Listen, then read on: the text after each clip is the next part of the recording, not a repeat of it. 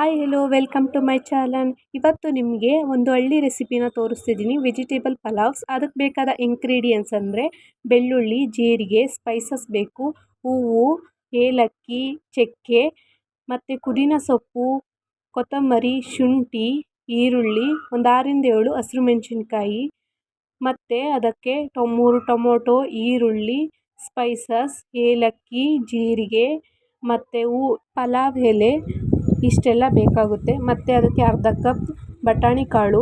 Vegetables ಅಂದರೆ ನಾನು ಇಲ್ಲಿ ಆಲೂಗೆಡ್ಡೆ ಮತ್ತು ಚೊಟ್ಟು ತೊಗೊಂಡಿದ್ದೀನಿ. ಈಗ ನಾವು ಒಂದು ಜಾರ್ಗೆ ಬೆಳ್ಳುಳ್ಳಿ ಹಾಕ್ಕೊಂಡು ಮತ್ತು ಅದಕ್ಕೆ ಒಂದು 6-7 ಹಸಿರು ಮೆಣಸಿನ್ಕಾಯಿನ ಆ್ಯಡ್ ಮಾಡ್ಕೊಳ್ಳಿ. ಮತ್ತು ಅದಕ್ಕೆ ಒಂದು ಹೆಚ್ಚಿಕೊಂಡಿರೋಂತಹ ಈರುಳ್ಳಿನ ಒಂದು ಹಾಕ್ಕೊಳ್ಳಿ, ಮೀಡಿಯಮ್ ಸೈಜ್. ಮತ್ತು ಅದಕ್ಕೆ ಒಂದು ತುಂಡು ಶುಂಠಿನ ಹಾಕ್ಕೊಳ್ಳಿ. ನೆಕ್ಸ್ಟ್ ಅದಕ್ಕೆ ಪುದೀನ ಸೊಪ್ಪನ್ನ ಹಾಕ್ಕೊಳ್ಳಿ. ಪುದೀನ ಸೊಪ್ಪಿಂದ ತುಂಬ ಟೇಸ್ಟ್ ಬರುತ್ತೆ ಮತ್ತು ಆರೋಗ್ಯಕ್ಕೂ ಒಳ್ಳೆಯದು ಕೂಡ. ಮತ್ತು ಅದಕ್ಕೆ ಒಂದಿಡಿ ಪುದೀನ ಸೊಪ್ಪು ಎಷ್ಟು ತೊಗೊಂಡ್ರೆ ಅಷ್ಟೇ ಸಾಂಬಾರು ಸೊಪ್ಪನ್ನು ತಗೊಳ್ಳಿ, ಇದು ಎಲ್ತ್ಗೂ ಕೂಡ ಒಳ್ಳೆಯದು. ಮತ್ತು ಅದಕ್ಕೆ ಸ್ವಲ್ಪ ಜೀರಿಗೆನ ಆ್ಯಡ್ ಮಾಡ್ಕೊಳ್ಳಿ, ಜೀರಿಗೆಯಿಂದ ಟೇಸ್ಟ್ ಬರುತ್ತೆ. ನೆಕ್ಸ್ಟು ಅದಕ್ಕೆ ನಾವು ಏಲಕ್ಕಿ, ಹೂವು, ಸ್ಪೈಸಸ್ನ ಆ್ಯಡ್ ಮಾಡೋದ್ರಿಂದ ನಮಗೆ ಪಲಾವಲ್ಲಿ ಒಳ್ಳೆ ಟೇಸ್ಟ್ ಬರುತ್ತೆ. ನೆಕ್ಸ್ಟು ಅದನ್ನು ನಾವು ನೀಟಾಗಿ ನುಣ್ಣಗೆ ರುಬ್ಕೊಳ್ಳಿ ಈ ರೀತಿಯಾಗಿ. ನಂತರ ನಾವು ಒಂದು ಸ್ಟವ್ನ ಗ್ಯಾಸ್ ಹಚ್ಕೊಂಡು ಅದಕ್ಕೆ ಅದರಲ್ಲಿ ಒಂದು ಪ್ಯಾನ್ ಅಥವಾ ಕುಕ್ಕರ್ನ ಇಟ್ಕೊಳ್ಳಿ. ಅದಕ್ಕೆ 2 ಟೀ ಸ್ಪೂನ್ ಎಣ್ಣೆ ಮತ್ತು ಸ್ಪೈಸಸ್ನ ಹಾಕಿ. ಸ್ಪೈಸಸ್ನ ನಾನು ರುಬ್ಬೋದಕ್ಕೂ ಹಾಕ್ಕೊಂಡೆ, ಯಾಕೆ ಅಂದರೆ ಸ್ಪೈಸಸ್ ಹಾಕೋದ್ರಿಂದ ತುಂಬ ಟೇಸ್ಟಿಯಾಗಿ ಬರುತ್ತೆ ಮತ್ತು ಅದನ್ನು ಹುರಿದು ಕೂಡ ಹಾಕ್ಕೊತಾರೆ. ನಾನು ಇದಕ್ಕೆ ಕಾಯಿನ ಆ್ಯಡ್ ಮಾಡಿಲ್ಲ.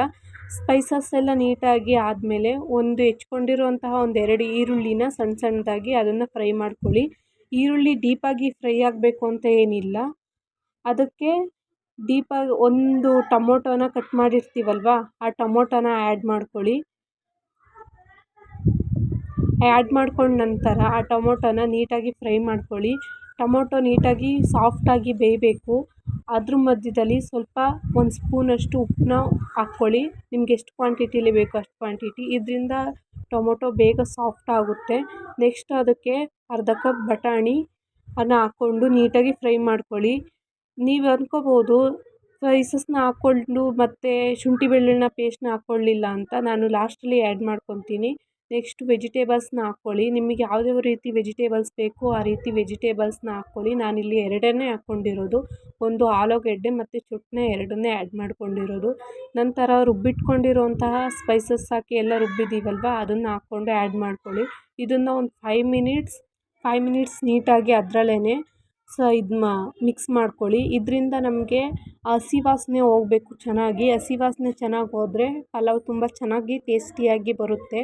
ಒಂದು 2 ನಿಮಿಷ ಈ ರೀತಿ ಕುದಿಸೋದ್ರಿಂದ ಆ ಹಸಿ ವಾಸನೆ ಎಲ್ಲ ಬೇಗ ಹೋಗುತ್ತೆ ಮತ್ತು ವೆಜಿಟೇಬಲ್ಸ್ಗೆಲ್ಲ ಚೆನ್ನಾಗಿ ಖಾರ ಹಿಡ್ಕೊಳ್ಳುತ್ತೆ. ನೆಕ್ಸ್ಟು ನೆನೆಸಿರೋಂಥ ಅಕ್ಕಿನ ತೊಗೊಂಡು, ನೀವು ಬಾಸುಮತಿ ಆಗಿರ್ಬೋದು, ಬೇರೆ ನಿಮ್ಗೆ ಇಷ್ಟವಾದ ರೈಸ್ನ ತೊಗೊಂಡು 2 ನಿಮಿಷ ನೆನೆಸಿ, ಜಾಸ್ತಿ ಬೇಡ, 2 ನಿಮಿಷ ನೆನೆಸಿ ನೀಟಾಗಿ ಮಿಕ್ಸ್ ಮಾಡಿ. ರುಬ್ಬಿರುವಂತಹ ಮಸಾಲೆ ವೆಜಿಟೇಬಲ್ಸ್ನೆಲ್ಲ ಹಾಕಿರುವಂಥದ್ದಕ್ಕೆ ನೀಟಾಗಿ ಮಿಕ್ಸ್ ಮಾಡಿ. ಅದೇ ಕ್ವಾಂಟಿಟೀಲಿ 2 ಗ್ಲಾಸ್, ನೀವು ಎಷ್ಟು ಗ್ಲಾಸ್ ಅಕ್ಕಿ ತಂದಿರ್ತೀವಿ ಅಷ್ಟು ಗ್ಲಾಸ್ನ ನೀರನ್ನ ಆ್ಯಡ್ ಮಾಡಿ.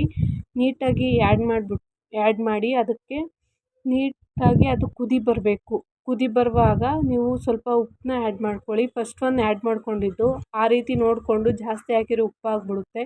ನೀವು ಫಸ್ಟ್ ಹಾಕಿದ ನಿಮಗೆ ಎಷ್ಟು ಕ್ವಾಂಟಿಟೀಲಿ ಬೇಕು ರುಚಿಗೆ ತಕ್ಕಷ್ಟು ಉಪ್ಪನ್ನ ಹಾಕ್ಕೊಂಡು ಆ್ಯಡ್ ಮಾಡ್ಕೊಳ್ಳಿ.